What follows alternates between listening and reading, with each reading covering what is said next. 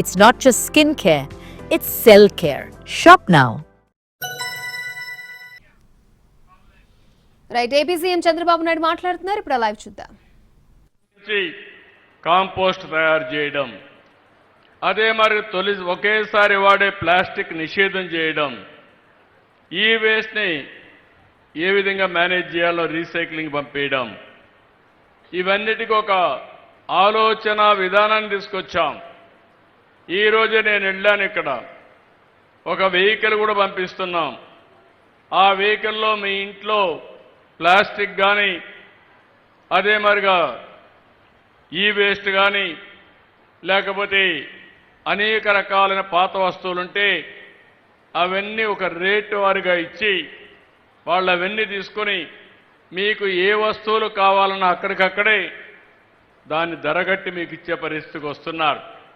అంటే మీరు ఒకప్పుడు మీ ఇంట్లో దోచుకునేవారు, ఈ ప్రభుత్వం మీ ఇంట్లో వేస్ట్ను కూడా 10 రూపాయలు ఇచ్చే మార్గం చూపిస్తుందని మీ అందరికీ విజ్ఞప్తి చేస్తున్నా. అది గడిచిన ప్రభుత్వానికి ఈ ప్రభుత్వానికి తేడా.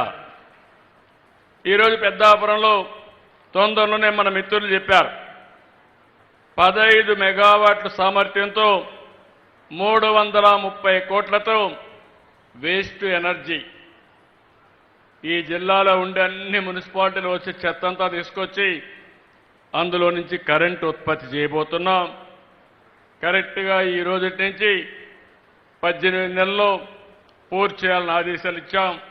మన వాళ్ళు 2 ఏళ్ళు అంటున్నారు, కానీ నేను 18 నెలల్లోనే పూర్తి చేయాలని చాలా స్పష్టంగా ఆదేశాలు ఇచ్చామని చెప్పి కూడా నేను మీకు తెలియజేస్తున్నా. ఒక అంచెల వారిగా ఏది కూడా ఒక రోజు కాదు. అందుకని ఎక్కడికక్కడ కార్యక్రమాలు ఇచ్చి ఒక ముఖ్యమంత్రిగా నేను ప్రతి 3వ శనివారం ఒక ఊరికొచ్చి ఆ ఊరిలో ఈ యొక్క స్వచ్ఛ ఆంధ్రప్రదేశ్ కార్యక్రమంలో పార్టిసిపేట్ చేసి ఒక్కొక్క నెల ఒక్కొక్క థీమ్ మీద కూడా ముందుకు తీసుకెళ్తున్నాం. ఈ నెలలో మీరు చూస్తే వర్షాకాల సమయంలో అనేకమైనటువంటి రోగాలు వచ్చే అవకాశం ఉంటుంది. మనం తాగే నీళ్ల నుంచి కానీ మన పరిసరాల్లో మస్కిటోస్ వచ్చి మస్కిటోకి సంబంధించిన దోమలకు సంబంధించిన రోగాలు వచ్చే పరిస్థితి వస్తుంది. ఇలాంటివన్నీ కూడా అనేక సందర్భాల్లో మీరు చూస్తే నిన్నే మేము ఒక పాలసీ కూడా తీసుకొచ్చాం. ఏదే సర్క్యులర్ ఎకానమీ అని. ఈ ప్రపంచంలో ఏది కూడా వేస్ట్ కాదు. చెత్త నుంచి సంపద సృష్టించవచ్చు. మన పొలంలో ఉండే వరి అంతా వాడిన తర్వాత గడ్డి ఉంటుంది.